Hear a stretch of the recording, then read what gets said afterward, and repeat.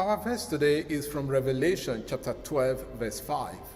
She gave birth to a male child, one who is to rule all the nations with a rod of iron. But her child was caught up to God and to his throne. In Revelation chapter 12 to 14, John describes a series of visions of the powers of evil attacking God's people. Revelation 12 describes the devil as the deceiver of the whole world and the great accuser of God's people. John weaves the mystery of the incarnation, that is, the birth of Jesus, his life, death, and resurrection, into this narrative. He says he saw a great sign in heaven, a woman clothed with the sun and the moon under her feet, and a crown of 12 stars on her head. This woman has been interpreted to mean the church. It is rightly so. However, in the context, we can see that a woman performs a specific task of giving birth, vividly described in our verse. She gave birth to a male child, one who is to rule all the nations with a rod of iron. Let us pause there. The male child who is to rule all the nations with a rod of iron refers to God and the Messiah in the Old Testament. If you read Psalm 2.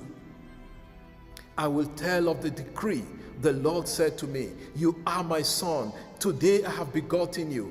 Ask of me, and I will make the nations your heritage and the ends of the earth your possession. You shall break them like a rod of iron and dash them in pieces like a potter's vessel. Psalm 2, 7-9, and read Revelation chapter 2, verse 27. This psalm has always been interpreted as referring to the Messiah.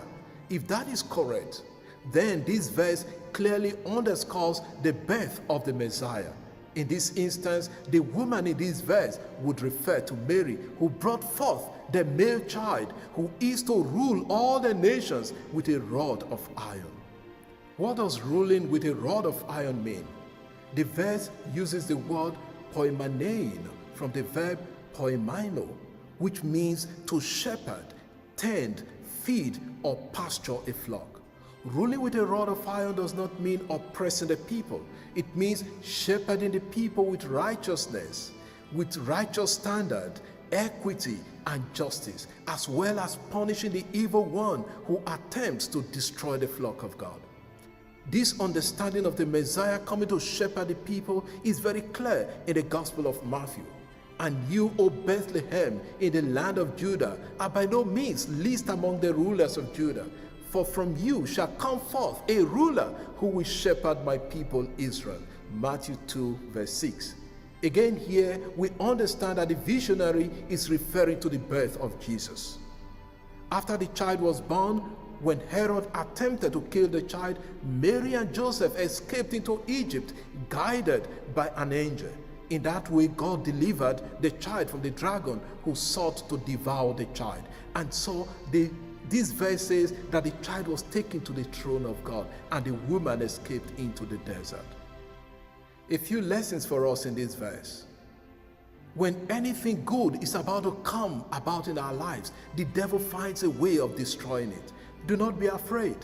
God will always send his angel to deliver you from such plans and bring you to safety. Second, God rules over everything, including the devil. So we must never lose faith in God, the ruler of all the nations. He will protect us and bring to justice those who fight against us. And finally, Mary is that woman through whom God brought the Messiah, the Son of God, Jesus, into the world. We can also count on her support and care, especially when we are in dangerous situations. She will bring us to safety and intercede for us. Lord, thank you for the gift of Mary, who gave birth to your Son, Jesus Christ. Help us today through her intercession. Amen. God bless you. Have a lovely day.